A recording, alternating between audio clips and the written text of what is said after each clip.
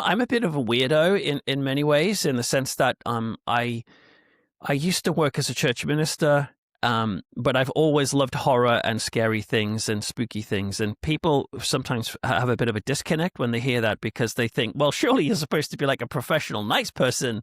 There are tales of rogues and wars, of stratagems and wars. There's a tale for every season of the year. There are tales of knights and queens, of drudgery and dreams. There's a tale for everybody here. There are stories galore, in volumes by the score, on every subject throughout history. It's all waiting in Pandora's library.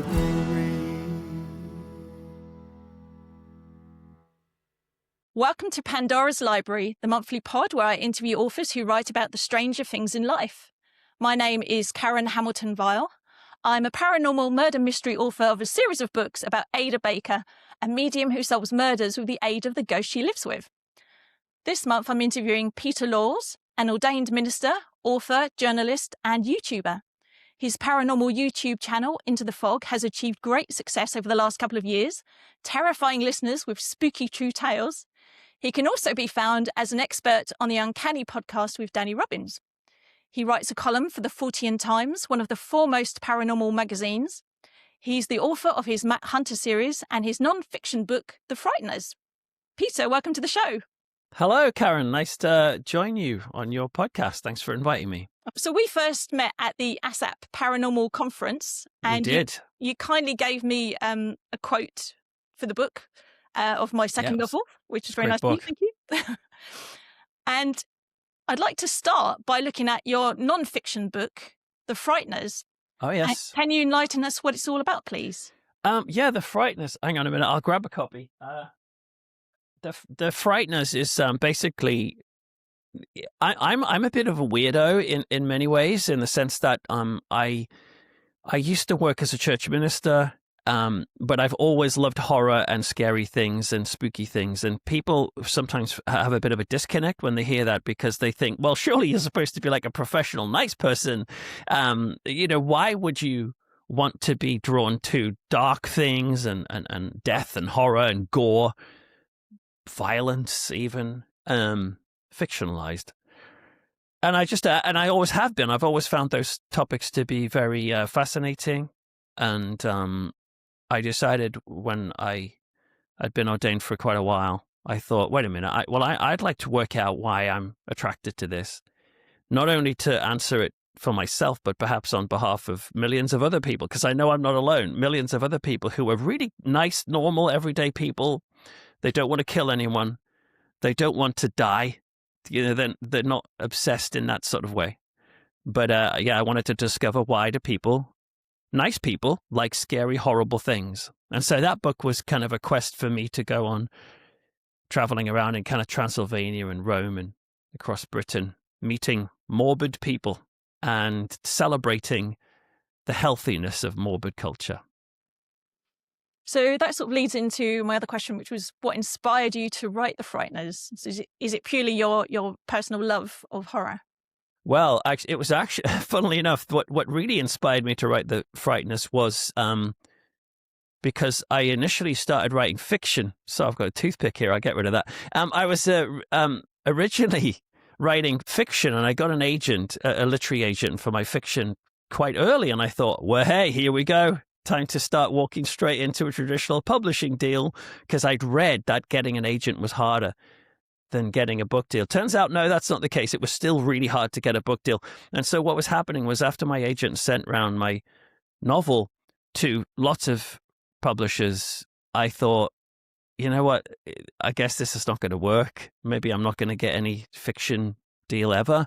And so, as a backup, I said to my agent, how about I come up with it? Let's forget that, and I'll come up with a nonfiction idea.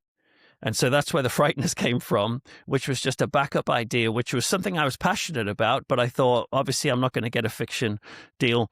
And so we went and did The Frighteners. And she sent that off. But ironically, not long after I got a 2-book fiction deal, which was amazing. But then a couple of months after that, this nonfiction idea that I'd had as a backup got commissioned by a publisher and said, we'd like you to write this. So it was amazing to have the opportunity to actually go deep into a subject that's always fascinated me. But yeah, being honest, the initial push was the lonely road of fiction rejection, which I'm sure lots of people know about what that's like. Yeah. And lots of writers do, I think, unfortunately. But I had no idea that was the reason. Yeah. Why do you think it's important for us all to understand our love of horror? Well, I think it's important because we live our lives. Sometimes it depends on your personality, but you can. Some people more than others will assess themselves and kind of sometimes be quite harsh, I think, on themselves and have I mean, everyone has different issues, but some people have like low self-esteem or they have anxiety or all these sorts of thoughts. And what I've always struggled with is the thought of putting unfair pressure on yourself.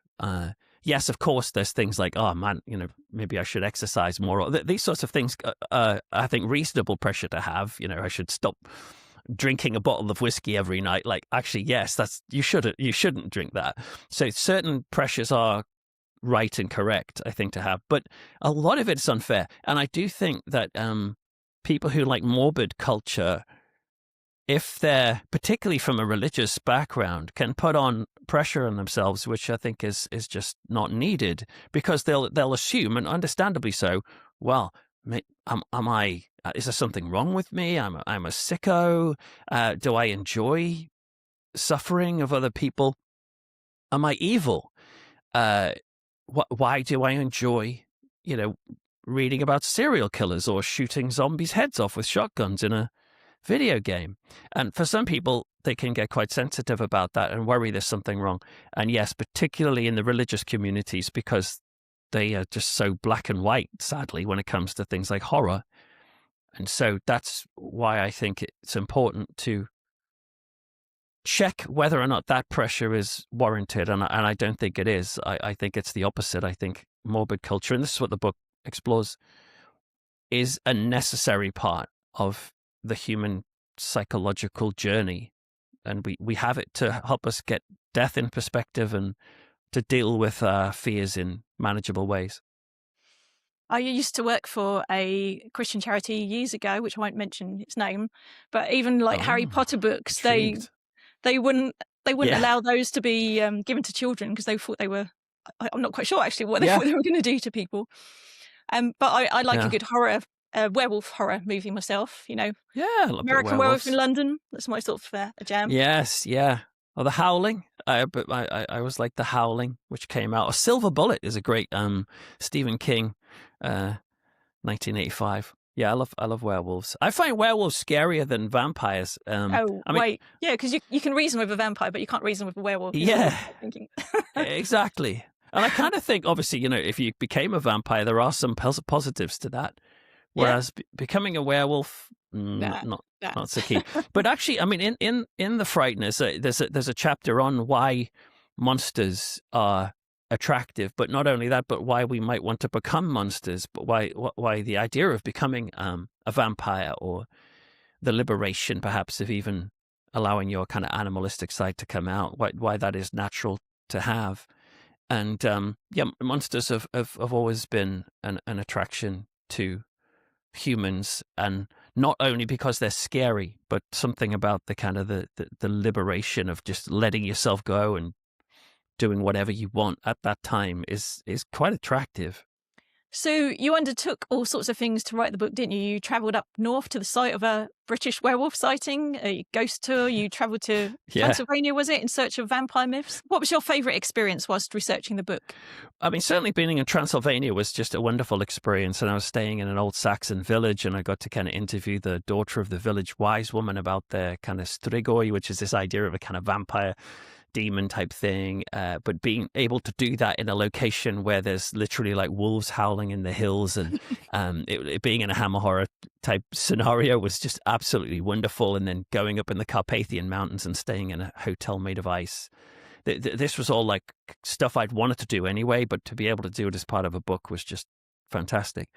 But then even some of the fun experiences, like in the werewolf chapter, that starts with me and this historian called Mike Coville, and I went to Sainsbury's to buy some peppered steak and put a string around it, and me and him dragged it up and down the waterways of Hull, where 9 different witnesses had seen what they claimed was a werewolf.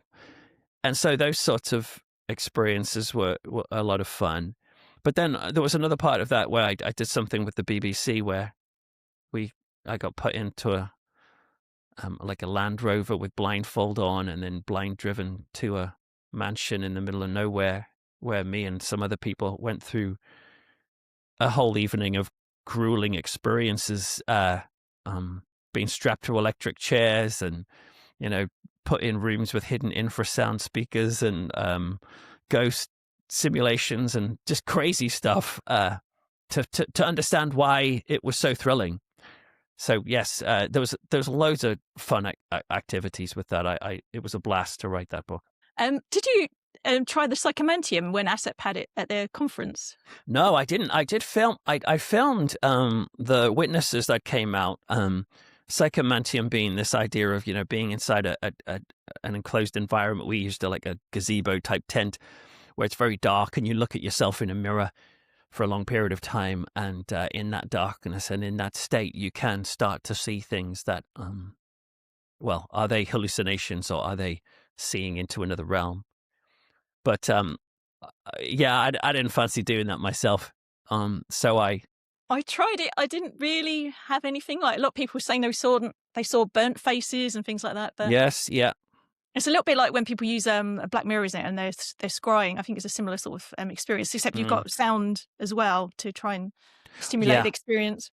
That's right. Well, one of the things I learned by writing The Frighteners was like when the hotel I stayed in when I was on this werewolf hunt, it turned out that the hotel was haunted. I didn't know this. And so the manager took us down into the basement and we were able to find like a barber shop that they used to have, which had this murderer who used to work there. And so I looked into their case. And then after the book came out, I was getting emails from the murder victim's family, the murderer's family, the police's family, because they were trying to find out more information about this case that I'd looked into. But anyway, while I was in the hotel, like there was some just weird, oppressive, paranormal potential feelings, or it could have been in my head, but I had a very kind of scary feeling in that hotel over the night, and I didn't enjoy it.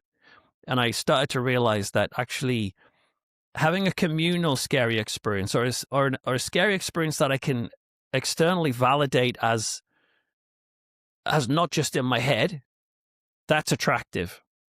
But the idea of having a scary experience that I can't work out, did I hallucinate that or not? That's not very enjoyable to me because it makes you think you could be going insane.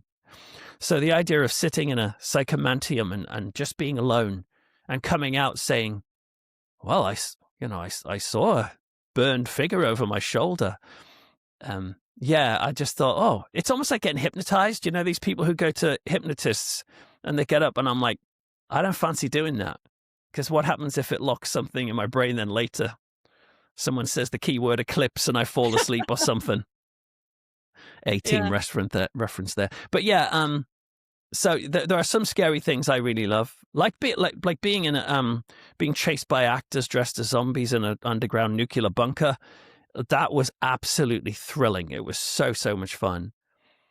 But being I was in New England speaking last Halloween, so the Halloween before last, and they put me up in a mansion. It was amazing, this New England mansion, and they said you could stay here for the month, and I'm like, that would be wonderful, but I'm not staying here for the whole month by myself, because what happens if I see stuff and I can't explain it? I'd rather see stuff with other people, and then we can verify with one another. Anyway, I did end up seeing some weird stuff that I made a video about it, but yeah, I prefer to do things, I think, on the whole, when other people are with me, not just because it's more fun, then you can categorize it more effectively afterwards. I was intrigued by the section on murderabilia, where people collect items connected to criminals. I think we're all fascinated by the dark and grisly to some degree. I remember being fascinated by seeing Simon of Sudbury's head in a church near me, where it was cut off during the Peasants' Revolt, and they've kept it ever since, rather Oh, gruesomely. okay. And I've always kind of wanted to see William Burke's Skin Diary or something, or book, something. Oh, yes. Something Yeah. the Resurrectionist in Edinburgh. Mhm. But I stopped short of collecting these things myself. Why do you feel people are drawn to collect such dark objects? Why do people collect memorabilia, murderabilia? It's quite complex, and I think at the time when I first started writing that chapter, that was definitely the most disturbing chapter to write, because that was asking something that's beyond me. I love horror and I love scary stuff and monsters and ghosts and all that sort of stuff. But I at the time I did feel more disturbed by things like serial killers, and that used to freak me out, because not only was I worried that was real and they could come for me, but secondly, it was like real victims and real people, and I felt a bit uncomfortable about the potential of glorifying what happened to them. And I remember for that chapter, I interviewed a man in America who was the chair of the Committee for Parents of Murdered Children. And I just remember just on the call thinking, oh my goodness, there's a WhatsApp group for people whose kids have been murdered. And I'm like, this is awful. So there's a caution about that. However, talking to people who like and I'm interested in serial killing and all, serial killers, I should say. You start to realize it's still the same. It's just we live lives that's not really surrounded by much death. Some people are. Some people live in countries where it's happening all around them. Whether or not you're in like Iran or Gaza right now. There's places where it's an everyday occurrence. But right now, in Britain at least, or America or other places like that, we don't really witness a great deal of crime and murder right in front of us. We see it on TV and we see it in the news. And therefore, there's something in us that says, well, look, this sort of stuff exists, and I want to try and explore it in some way that's safe. It's a little bit like Stephen King, who used to collect scrap cuttings. In a scrapbook, like cuttings from the newspaper about the serial killer Charlie Starkweather. And he was asked, do you glorify in what he's doing? Do you like this? And he said, well, no, I am fascinated, but I want to know what to look for in a person. So if I ever meet someone like that, I can run away. So there's a sort of self-preservation thing in kind of be protected from these people. But there's also an enigma, which is why would someone do this? Almost like not compassion, but a sense of like a puzzle that needs to be solved. Why would someone feel it's okay to murder 30 women? Like, that's so beyond my own thinking that we can't help but be interested in that, because it's just such an interesting puzzle. And so the high stakes thrill and the drama of it, alongside the reality, and weirdly the comfort of these stories. Sometimes people find horror and even true crime weirdly comforting, because it's a collection of real facts bound up in a story. So people are just drawn to this, and I learned to realize that it's just the same principle as why I'm drawn to monsters and vampires and ghosts. It doesn't, if you like serial killers, it doesn't mean that you're a serial killer yourself by any stretch. My husband's always, I don't think appalled is quite the right word, but because I like to watch modern day forensic CSI things, like, especially British ones, to see how they solve the crime. And he's always appalled because obviously there's always a horrible murder. And it's like, why would you want to watch that? But I mean, for me, that's because I like to find out how they solve it. Exactly. But and I think with these, like the Simon's Head, it happened so many hundreds of years ago. I feel time has distanced me from the horribleness of it. But even down to the principle of you're driving in your car on a motorway or something, and then there's a car crash, and there is this thing inside you that says, "Look at that! Look at that!" And again, people can feel, "Oh gosh, there's something wrong with me.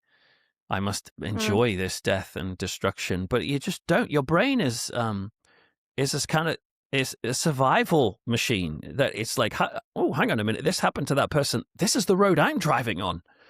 What can I do? What information can I gather from what I've seen today that will ensure that that doesn't happen to me? And this does happen. If you see a crash on a motorway, it will. And I think the quote I use in the book maybe is like I say, horror shocks us into wisdom, and that will do that. You'll suddenly go, right, forget it. I'm not going to faff around with Spotify just to find which song I want to listen while I'm driving, or I'm not going to check a message. I am going to keep to the speed limit. I am going to watch the road. And you might do that more likely when you know someone has just lost their life next to you. So there is a kind of weird, kind of instructive nature of these stories. And it's not a surprise that we keep almost like a kind of evolutionary survival instinct to say, it's a good idea to think there's a monster in the woods, kids. Don't go out there. And let's tell stories that emphasize that, because it could be dangerous in the woods. And sometimes there are bad things in the woods that could get you. I remember the Dark Waters information film from like the 70s or something, wasn't it? Oh, yeah. I've got that guy. Hang on a minute. Yeah, I've got that little fella. It's just their birthday present. And how do you feel horror will change with the advent of new technologies? Well, I mean, technology has always been a great vehicle for, us trying to understand ourselves. So be that from like novels or videotape and cinema, it's all of these technologies are just platforms on which we try to understand the human condition and also to enjoy our journey as humans, but to understand it. So I don't really see, in some ways, the technology doesn't really matter because the message is still the same. 1, we like adventure. 2, we're frightened of many things. 3, where we have deep questions about what happens after death, before we were born, like, all these big, deep theological questions. Not everyone thinks that, but a lot of people do. A need for significance and security and all these sorts of things. So I think so we'll explore those things through AI or through video games or through digital, but I don't think it changes. It just changes maybe the ability for people to have access to those sorts of tools, maybe. I know a lot of people are saying really against AI, for example. I understand some of the reasons why they would be, but the flip side of that would be, well, I'm not a very good artist, so I can't demonstrate what my feel looks like. But I guess there'd be more opportunity for an everyday non-artistic person to type in what they like, almost like a photo fit. This is the thing I see at night when I sleep, over and over and over again. That's it. That's the thing. It's captured it for me. So I guess that's the only way that this could be a new development in fear. But ultimately, it's just doing the same thing as books and stories have always done. I saw something this week. I didn't research whether it was true or not, but it said something about people living to like over 200 years old. And I thought, for me, that's pretty horrifying because, okay, yeah, your mum might live to 200, but also a serial killer might live to 200 or something. Or people well, you really don't want to be living to 200. That's a big kill. That's an impressive kill count if you can keep going all that time. Yeah. I love technology. I'm a very kind of technologically optimistic. I'm an optimistic person anyway, but I'm optimistic about society. I'm optimistic about humanity, and I'm optimistic about technology. And I get all of the bad stuff as well. I understand that, but I think if we do continue to grow until we're 200 years old, technology is most likely going to make that better. I do some chaplaincy work in a retirement home. I mean, I'm kind of full-time with YouTube now, but I do still do some chaplaincy with retired people and like elderly people and lead kind of like groups about culture and talking about politics and life and art and all that sort of stuff. And this particular generation might not have really embraced the internet necessarily, so they're watching their channels on TV and reading their newspapers. But when I'm in an old people's home, it's not that long to go maybe. When I'm doing that, I'm going to be having my VR headset on. I already play on that sort of stuff. I always play video games. I'm going to be hanging out with my friends, even if I can't walk and I'm sat in a wheelchair. I'm going to be chatting with them. I'm probably going to be visiting them through the technology. So to me, I'm optimistic about the future. Moving on to your Matt Hunter series, can you tell us what it's about? Yeah, Matt Hunter. Hang on. Yeah, these are excellent novels. Got to tell you. No, they're all right. Yeah, Matt Hunter. These are the books. Well, this is one of them. There's 4 of them.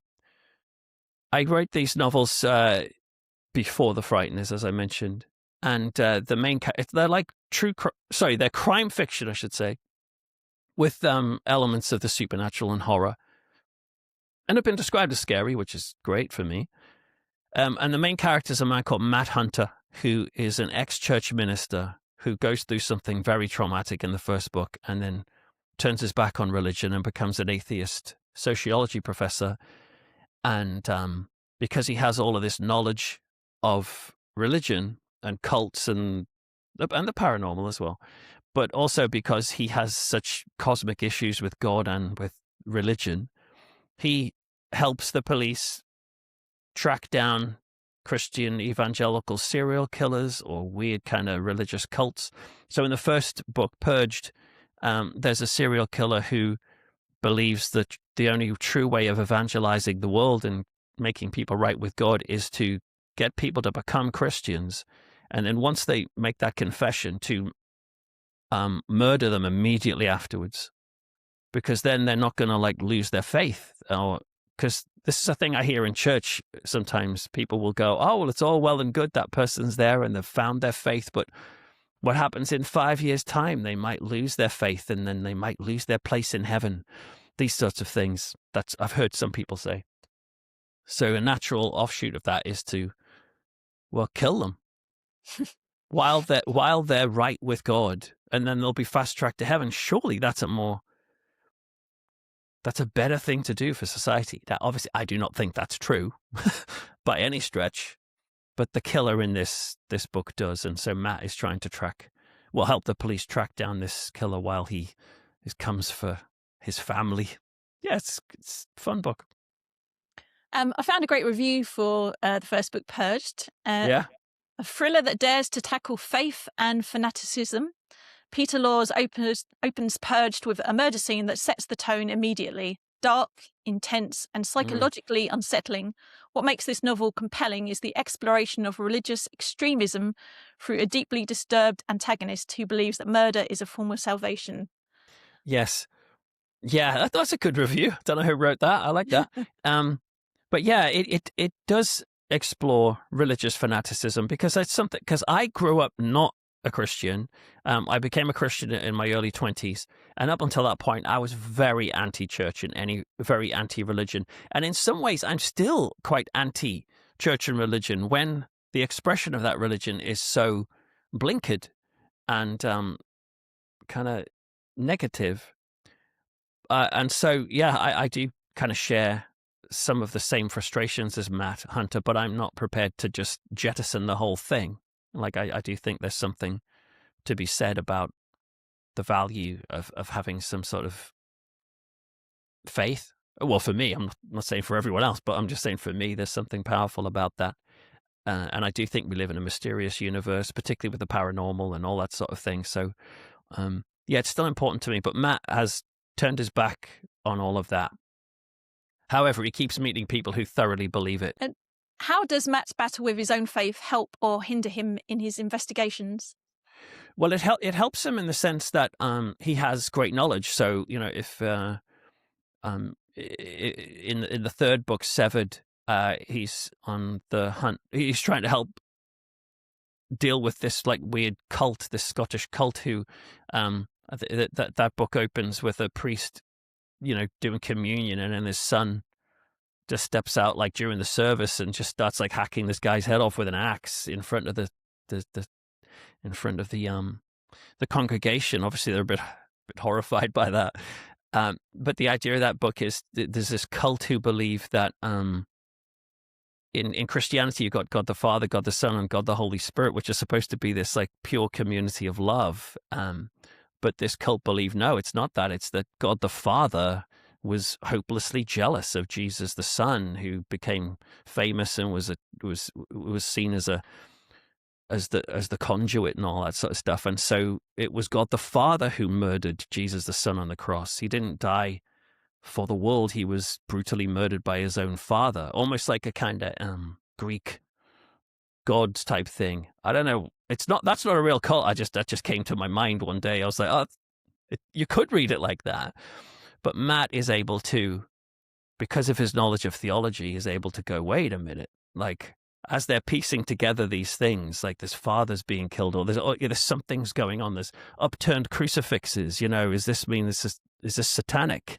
And it's like, no, they're Christians who reject a certain view of Christianity, that the cross is not a hopeful thing. It's a sign of God the Father's petty jealousy. So again, these aren't things I believe, but because of that knowledge he has, he's able to help the police understand certain things like that.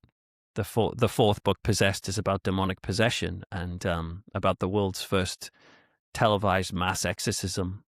And he's brought in for a reality TV show, Matt, to try and kind of help and support that. And again, he can support that and help people understand. So it helps, but it also hinders him, I suppose, because of this blinkered assumption that all religious people are nutcases, which is just not the case. So yeah, but on the whole, it helps him. So Matt is a minister who's lost his faith, but since I've known you, you strike me as someone with strong faith. You're an ordained minister yourself. Is writing Matt a cathartic way of exploring any questions or doubts you might have about your own faith? Or has it strengthened your own faith? Well, I kind of, it's weird. I'm not keen on the idea of being presented as a person with strong faith, because that to me, that just suggests a certain type of person, which I'm not.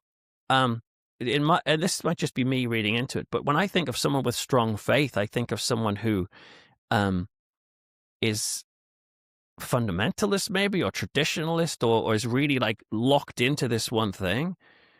Whereas I'm known as a bit of a heretic amongst certain Christians. I've been, like the church I was speaking at and doing it for a lot of speaking and helping at, not that a few years ago said, oh, you can't do this anymore, because I was fine with people being gay, for example.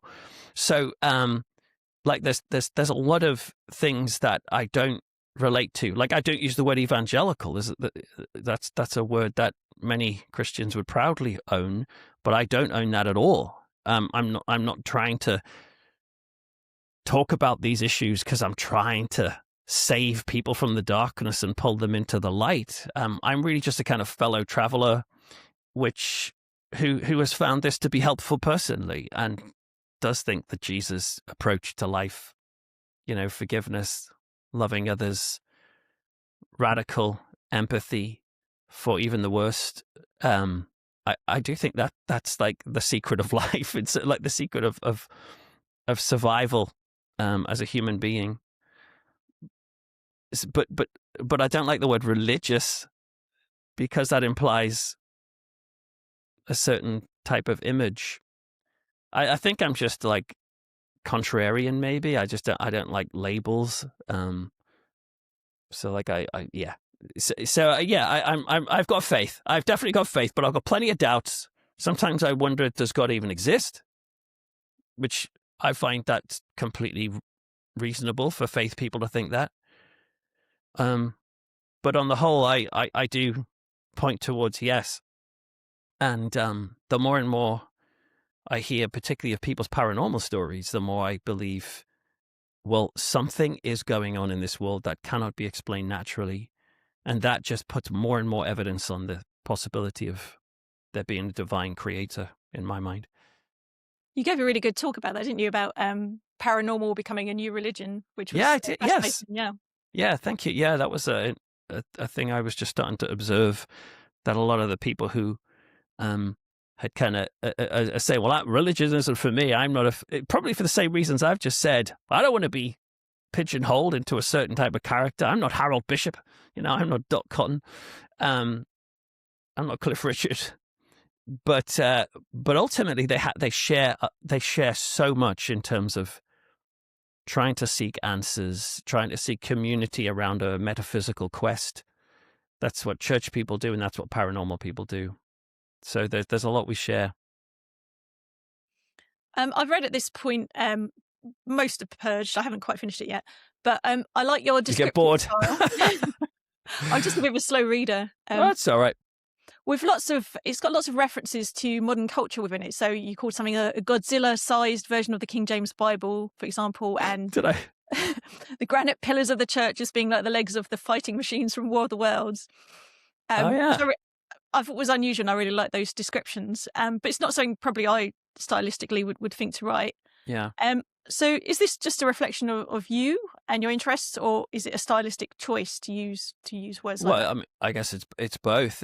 But I do when I was writing those books, I did try to treat my writing days as almost like a diary of what was happening to me at that time. So, just as some sort of like subtle, subliminal record keeping. And so if I maybe mentioned the War of the Worlds, it might have been because I was listening to the War of the Worlds album that day and I thought, how can I include that? Or it might be the opposite, and it might just be, I just find images come to my mind like instantly. So I don't sit there writing and think, no, what could I use to describe the legs of a fighting machine and the pillars of a church? Like I'm not trying to think of a image. It's just there within milliseconds, and so I just decide, yeah, I'll use that one. So yeah, it's almost just like subliminal appears, and is based on what I've done that day, maybe. And I do keep a little notepad. I mean, I like interesting phrases that come to mind. I just write all of them down. Tons Likewise, of phrases. Yeah.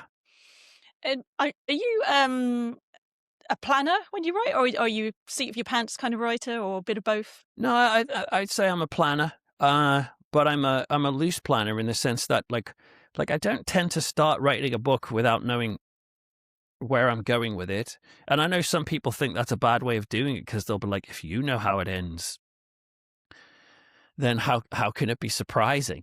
But to me, I'm like, I don't want to waste my time writing a book that halfway through I decide, oh, you know what? Now I think about it, this hasn't got a good ending. So I'll work on, I'll get idea, concept, and the idea is normally related to a kind of a philosophical concept or something, or an idea like that. But then I just start building up the story. But I'll just write down maybe, wouldn't it be weird if a guy got his head chopped off in a church service? Right, okay, write that down. And then what would that lead to? But sometimes that comes later, because I'll think it has to be something about fathers, because my concept about this is this weird twisted Trinity thing. So we'll start with a father. But yeah, I'll maybe write like a loose idea of the plot line.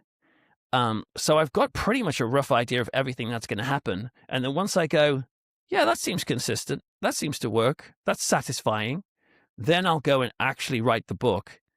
But then things can change. Then I can be halfway through and go, wait a minute, I never thought of that. Or a character does something you're not expecting. And then, of course, you change, and that's fine. And that's what keeps it alive. But to start a book that I've got no idea is even worth finishing, well, I'm not that type of person. I changed my murderer in both books before the end, because just that works better. Oh. Actually, I'm going to change that. So yeah, I do that all the time. Yeah, and I've never like I don't think I've really done anything that I've started and not finished. I just don't really.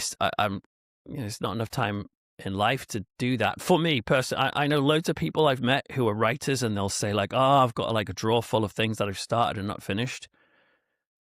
Which I think that's why I want to make sure I have a roadmap at least to tell me if it's worth doing or not. Are you still writing at the moment?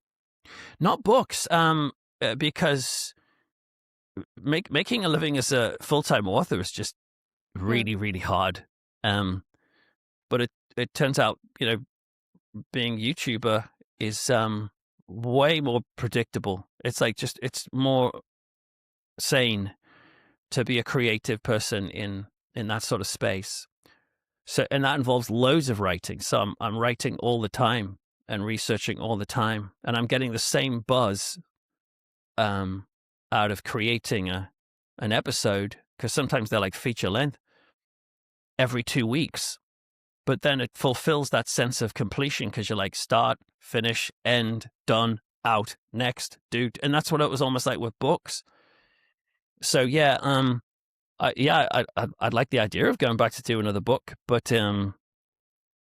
that's a lot of time to write a book, and it's not necessarily, for me at least, the most wise and sensible use of the time financially. You're an accomplished musician too, and have written a soundtrack for your Matt Hunter series. Why did you decide to combine the two? I used to want to be a composer when I was a teenager. I wanted to be a writer, and then I'll be a composer, and I started joining bands, and I was like touring in a band and things, and that was kind of my thing for a little bit. Well, I just like creativity, and I just like having a blank space and then making something that wasn't there, and then moving on to do the other thing. So with I used to always write soundtracks to films. Like I would go to watch a film, I don't know, Titanic or something, and I go, oh, I enjoyed that.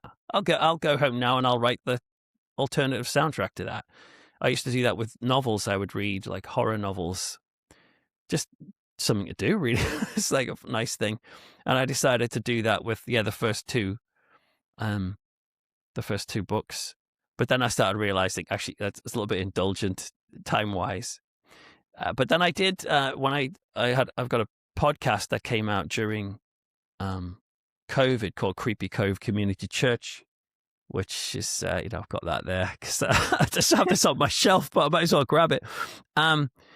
Which is like a horror themed church service, and it's basically full and immersive church services for people to listen to, but it's exploring well-being and faith as if you're going to a church with characters from horror films, and it's a mixture of comedy and well-being and weirdness. But for that, I would write a full like horror hymn. So like so I play all the instruments and just create. So there's like three Creepy Cove albums out. When you're pregnant with the devil's child, you've got to laugh. And your dad gets bitten and goes hog wild, you've got to laugh. When you send your kids to summer camp, but they can't be found, so you grab a lamp and you find their backpacks red and damp, you got to laugh. When the townsfolk all are evil fish, you got to laugh. And when to bury your son is your final wish, you got to laugh. When you're finally connected with your wife and you have the best night of your life, but you end up stabbed by a dwarf with a knife, you got to laugh. You've got to laugh. You've got to laugh. Make a miracle by giggling. You gotta get that belly jiggling. Just laugh. You've got to laugh. It's a ha ha ha ha life, so laugh. Did you win an award for some of your music? Did I see? Did I? Oh, there might have been something for one of the soundtracks. Yeah, there was for the first soundtrack. There was an award. I forgot about that. That was amazing. I haven't had an award for the music albums, which is a travesty because really they're probably better. But yeah, I forgot about that. It wasn't a big fancy award. I didn't have to go to the Kodak Theater in LA or something. Nice to have recognition, though. But I listened to some of it when I was doing the questions. It was very good. Oh, cool. Oh, thank you.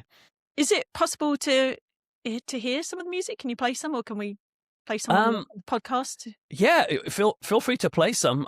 I don't actually know how to play any of it to you here right now. I don't know how I would do that, but feel free to mix something in if you want.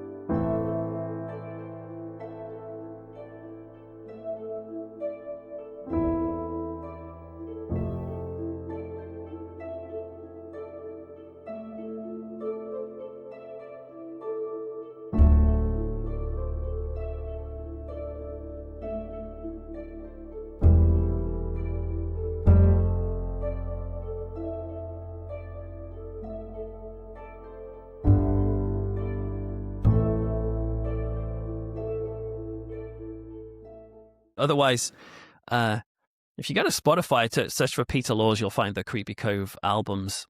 And there's songs there about like films like Children of the Corn or The Thing, or it's I just find like the creative itch to me, it doesn't really matter what the medium is, in the same way as I talked about technology. I don't really have a particular, I must write books, I must make music, I must make videos. It's almost like the quest, and maybe creatives out there will understand this. The quest is to find which creative pursuit can I find that at least earns enough money so that it's reasonable for me to do this a lot. And some people might have a privileged situation where they can just do it anyway, but not everyone does that. So having a YouTube channel, I love, because it's creative and it's collaborative. But if it was music, if I was writing music for films, I'd love that too. If it was actually writing books that sustained a living, I'd love that too. It's whatever ticks the box, really. Do you feel that reading and watching horror stories can help people deal with issues in their real lives? Yes, very much so. Yeah, I would say that's one of the reasons why we consume any like art or culture. It's to have fun, and escapism is very important. And even the escapism itself is dealing with the issues of our life. But what would we do in our time off if we didn't have entertainment? We would maybe go for a walk or something, which is great, and spend time with other people. But entertainment is really important. And I mean all forms of entertainment. I hate like the whole highbrow, lowbrow differentiation. Me and my daughter like addicted to Secret Lives of Mormon Wives, the reality show. Love that stuff. And just as much as I'll happily watch some sort of like really highbrow, deep play. To me, it's all, there's no such thing as like bad art or good art. That's just opinion. And you've had some spooky experiences yourself. Can you describe any of them to us? Well, it's probably take a bit too long for me to describe them in detail, but you can go on my YouTube channel and discover there's 2 videos that I explore. There's one that I had in my teenage years in 1993, which I discovered. I kept my diaries from then, and I wrote about what happened to me then, and I decided to make an episode out of that. And that was just me having a very strange experience with some friends, which I really still can't explain today. And then the other video was about when I went to this New England mansion and was quite freaked out about just being there, but then woke up at 3 a.m. with feeling somebody grabbing my ankles and then bouncing my legs up and down on the bed, and having my eyes closed and then gradually opening them and nothing being there, and then later the bed, while I was sitting there, the bed kind of going down and then feeling someone coming to lie on top of me, or like on this side. And that was very, very intense. And I appreciate people might be like, you were dreaming or whatever, but maybe I was, but it was really, really quite scary. And the next day I just like ran over to the library, because this mansion was part of a library, and said, this thing happened to me. And they were like, what time did it happen? And about 3 a.m. And you're in this room, aren't you? And I'm like, yes. And they're like, well, have you seen the journal that we leave for the writers in residence? And I did find that journal later. And other authors had said the same thing had happened to them in that room. So it was really, really, it was, in the end, it was actually quite a wonderful experience once I'd stayed there for a few more days. But that first night, I was crapping myself. I had all the lights on. I didn't have a hire car at that point. So I was like, I'm in different country, don't know where I'm going to go if I see something. But again, if I'd been with friends, it would have been super exciting. But I'm sitting here now and I'm like, I don't know for certain if it was in my head or not. That's the bit that I find scary. It's always 3 a.m., isn't it, that things seem to happen? I don't know why everybody's story is 3 a.m. It is, yeah. 3 a.m. eternal. The witching hour, as they call it, I think. You've successfully moved from writing to creating a YouTube channel, Into the Fog. You also had your pod, the creepy Cove Community Church, before that. Yeah. Why do you feel the urge to expand into podcasting? Has it helped your writing at all? Yeah. It creates the discipline of writing to deadlines. I think that's a good discipline to have. I think when I was writing my books before they got published, I instituted my own deadlines. And my wife would sometimes say, like, why are you being so hardcore writing this? Like, no one needs you to finish this. And I'm like, yeah, but the boss in my head is saying this book needs to be completed by September 4th. And if I don't, I'm going to let that boss down. And she's like, there is no boss. That's you. And I'm like, yeah, but how am I supposed to finish things if I don't employ an end point? And also, I think there's something to be said about like pressure and economy of time with creativity. Sometimes you find some of the great horror directors, some of their earlier films are scarier and better when they had lower budgets and they had time restrictions and they had to just go, oh, well, let's just go with this or go with that. And then you see their later films where they've got multiple amounts of millions, and more time.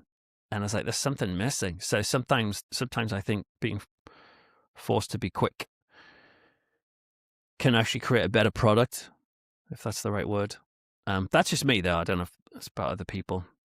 But so with YouTube, that just has that inbuilt conveyor belt thing, which I find quite satisfying. And also with writing as well, I'd encourage people. I started looking into YouTube because I thought, well, it's hard to make a living from books, and so I need to start like finding other ways. And I'm like, oh, what's the next thing? You think really obviously, and you go, oh, well, maybe I'll write articles for magazines. And then you start approaching magazines and newspapers. And yes, I've been able to write some articles, but you can only write so many of those. And then I'm like, wait a minute, if I go on like Indeed, like the job website, and type in script writer or whatever, and then you start getting jobs on YouTube, because all these channels that, have I do almost all of the writing myself for my channel, although I've had occasionally someone help out when time's been tough. But a lot of these like big channels that have got videos coming out all the time, they employ writers to write the scripts. And they'll get credit and everything like that. But I think writers don't realize that that's a whole market for writing. And it pays way better than writing a blog or something like that, or that sort of thing. So if you want to make a living from it, that it's worth exploring that. I've listened to quite a lot of the stories, particularly anything ghosty, poltergeists and my thing. Yeah. But no, they're really good. So I recommend anybody having a listen. And you've reached Thank you. 176,000 followers. As I saw this morning. Subscribers, yeah, which is it's yeah. amazing, and at like getting like 1.1 million views a month. Wow. Which is just incredible. But it's weird with subscribers. Like I never really asked for subscribers because well, it's be a bit boring, but like it's important to get 1,000 subscribers because then you unlock monetization. But after that, subscribers aren't as important as they used to be. It's all about engagement. So if people are watching your video till the end, if they're commenting or if they're liking, that's what makes YouTube share things with more people. They don't just share just because you've got a lot of subscribers. But it's really lovely to have that many subscribers. It makes a big difference. But I'd rather have like 175,000 engaged people than have 2 million subscribers and only have 175,000 engaged people. Because it's try to focus on the people that are there. So I barely ever ask for subscribers. Maybe I should look into that. So which of the cases that you've included in the pod has affected you most? In the YouTube channel, I should say. When I told my own story from 1993, particularly, I was quite shocked at how upsetting it was. Like, I told the story to camera, and then after, like, normally when I finish, sometimes that I do get emotionally attached to the stories because these are real people. Like tonight, we're doing a Zoom call with a family who've gone through something in Kentucky. So these are real people that you're talking to. But on the whole, you can separate yourself. But doing that story, and at the end of it, I just burst into tears, and I'm like, oh man, I'm gonna have to cut that bit out. It looks so weird, and I'm like, what? Wow! And I just was not expecting the emotional trauma, maybe, of going through something. And my thing wasn't even that big, and that was very instructive to me, not only of my own thoughts and feelings, but of people who share their stories and the empathy I think we need for them. And what was really instructive about that video was just seeing almost all the comments were very positive, but then seeing the odd comment that would say, well, it's obvious he's lying because the ink in his diary entry that he shared on screen, most of it was black, but some of it was blue. So he's a fraud. He's made this up. And that was really helpful for me to see that, because I'm like, it's true. Like I wrote this as a teenager. I don't go back to my own diaries like 30 years later or whatever. Like, what are you talking about? But they just instantly thought it must be a lie based on the most flimsy of assumptions. And that was helpful for me to see for other people who go through other things, to say you can't just jump to conclusions that quickly. You don't know. I think it's very hard for people to believe unless they've experienced something themselves, I think. Yeah, I think so. You're a massive horror buff, is that fair to say? Yeah. So you wake up one morning to find yourself living in one of these horror stories. Which book or film are you living in, and how would you react in the same situation? Would you react the same as the protagonist, or perhaps you'd prefer to be the antagonist? Well, that's a good question. I do quite like, I love horror films where I'm a kind of first half of a horror film as opposed to a second half person. So in some ways, like Jaws, like you can work out someone's personality by asking them like which half of Jaws do they like the best. Is it the first half when they're in the town and the mysterious creature in the sea is killing people and people don't know for certain, is it there, is it not? Or you're the second half when there's like the big confrontation and at sea.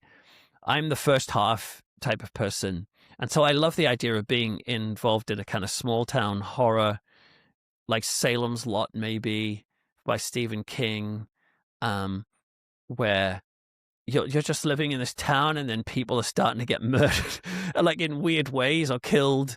And you're just starting to gradually suspect something creepy is afoot. And so I kind of find that quite exciting, the idea of living in a town where some sort of evil force is sort of taking over and the community as a whole is part of that. I mean, I wouldn't actually want to live in that because that's scary.